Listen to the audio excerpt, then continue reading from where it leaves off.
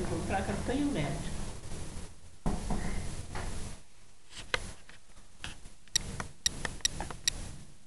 Tomar tudo.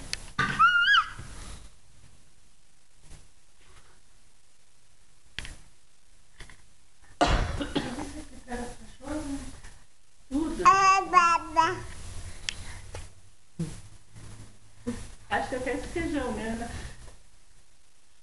O que você quer, Luli? Até esse aqui, Nicinha. Pode dar pro cachorro esse feijão, pode dar esse resto. Cadê o mamá? Cadê o mamá? Um pouquinho essa cor, depois dá pra... Cadê o mamá? A Lela vem aqui, que ela perguntou se ia ter jogo. Perguntou se ia jogar hoje. Perguntou.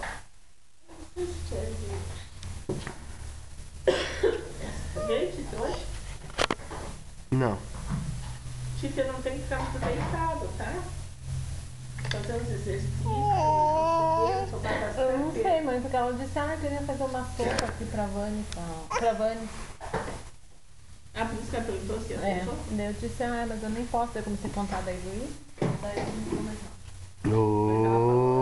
O jogo depois da sopa. Então, ela queria saber se ia ter jogo ou não, que ela queria chamar a Vani pra fazer uma sopa. Daí falou que não podia ir. Daí ela não falou, vou fazer, não vou fazer, vou. Que é melhor, né?